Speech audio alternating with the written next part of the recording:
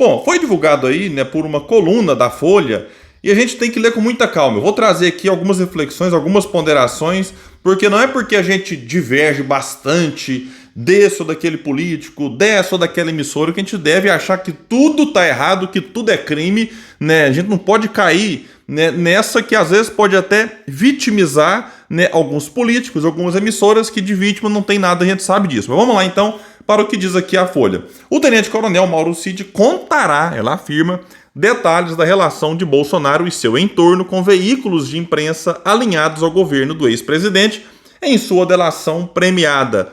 Cid também falará sobre a proximidade do antigo governante com a Jovem Pan, canal de notícias que tinha em seu elenco apoiadores públicos de Bolsonaro. O militar, aqui vamos ver, olha aqui pra você ver, o militar vai dizer como ajudava Bolsonaro a marcar a entrevista. Jovem Pan, bom, mas ele era ajudante de ordens, talvez marcar a entrevista era uma das funções aqui, né, uma informação, não tem, pelo menos que eu vejo aqui, problema. E também dará detalhes de seu contato direto com comentaristas e repórteres da emissora para alinhamento de discurso. Aqui é um ponto, né? Mas será que o pessoal tem ou não tem liberdade jornalística? Tem que estar alinhando discurso de quem está lá na emissora como se fosse um assessor de imprensa do então presidente.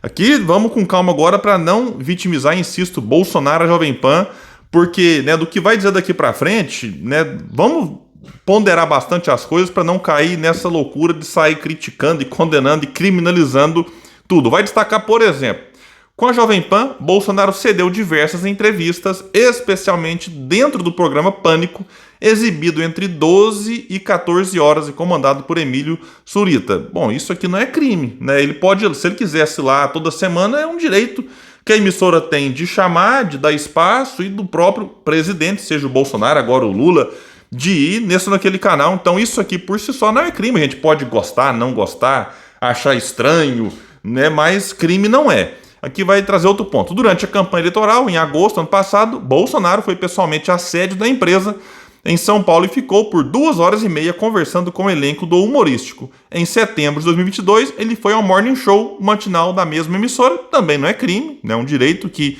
o pessoal tem de convidar e Bolsonaro tem de aceitar o convite. Mas aqui já começa a parte, a gente tem que ter atenção e cuidado. Como já informou a Folha, nos 4 anos de Bolsonaro no poder, a rede de rádio e TV firmou contratos que somaram 18 milhões e 800 mil reais. Isso aqui são informações públicas, né, da SECOM, ali, que é a Secretaria de Comunicação da Presidência da República. E aqui nem está nesse valor, nesse montante, publicidade de bancos e gigantes estatais como a Petrobras, e isso costuma ser até maior do que esses gastos públicos divulgados pela SECOM. E para efeito de comparação, aqui vai destacar que sob Lula há um único registro no sistema de divulgação de verbas federal em 2023, de R$ 2.400 para uma rádio afiliada de Manaus para a veiculação de campanha de combate à tuberculose.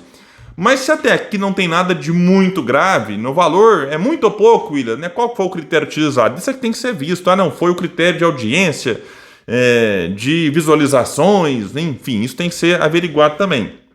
Mas daqui para baixo é que a coisa pode complicar muito. Que diz a coluna que outro ponto que Cid abordará será a relação financeira com empresários, jornalistas e donos de órgãos de imprensa ligados à extrema-direita e que teriam recebido financiamento para aumentarem sua estrutura, vejam bem, em troca, aqui é o ponto, de defesa e divulgação de realizações do antigo governo federal. A defesa de Cid diz ter comprovações de pagamentos que teriam sido feitos e que irá apresentá-los na delação. Opa, aqui sim. O site fulano, o canal do Beltrano, né, tanto, né, uma empresa que tem concessão pública, como é o caso do Jovem Pan, como outros canais, do tipo, olha, né, você faz defesa e divulga as realizações do nosso governo, que em contrapartida nós vamos liberar financiamento, né? Será que é financiamento feito por algum banco público com essa condição, do tipo, estou aqui não tem detalhes, a gente vai saber disso a partir do que o Mauro Cid falar. Do tipo, um ministro vai lá, ou o próprio Mauro Cid, ou o Bolsonaro pessoalmente, né, e interfere para que o diretor desse ou daquele banco libere um financiamento com um juro barato ali, né, como se fosse uma espécie de pagamento por aquilo que a emissora, ou o canal, ou o influenciador está fazendo. Então, realmente, isso aqui sim, né, é para a gente ficar atento. A ideia de Cid neste ponto é provar que ele tinha conhecimento de tudo que ocorreu ao redor de Bolsonaro enquanto ele era presidente, inclusive da divulgação de fake news e financiamentos de mídia alternativa, que, insisto, em financiamento de forma legal, através de bancos, ou tem outra possibilidade, ou financiamento a partir de um caixa paralelo de dinheiro vindo, por exemplo, das rachadinhas, que a família tem um histórico nisso aí, de investigação e tudo mais. Né? Será que dinheiro que vinha de joias que eram vendidas formava uma espécie de um caixa paralelo que era distribuído para influenciadores? Tem que saber. Né? Ou outras formas, né, de arrecadar dinheiro, tudo, né, via Caixa 2, forma paralela para alimentar financeiramente esses divulgadores, influenciadores. Então isso aqui sim é um problema sério, que eu espero que seja averiguado. Né? Essa coisa de governo ficar passando dinheiro para sites, blogs, canais, né, que declaram abertamente apoio, não é uma novidade, é lamentável, né, o que aconteceu no governo Bolsonaro, mas vamos lembrar também, a gente tem que ser coerente, tem que ter cuidado para não cobrar uma coisa de um e passar pano para outra. Vamos lembrar que quando o Temer assume depois do impeachment da Dilma, uma das primeiras ações dele foi o quê? Suspender o pagamento milionário para alguns sites declaradamente apoiadores, né, do PT. Então a gente tem que ficar olhando com muito cuidado, porque pagamento por publicidade, né, dá um tom de legalidade. Por quê? Porque vai lá, é registrado, a SECOM vai lá, divulga, como era antes, né, era público, né, que o Brasil 247, por exemplo, DCM, Fórum, recebiam dinheiro, né, do governo federal, e eles até diziam, olha, né, o dinheiro, o recurso é legal, tá tudo declarado.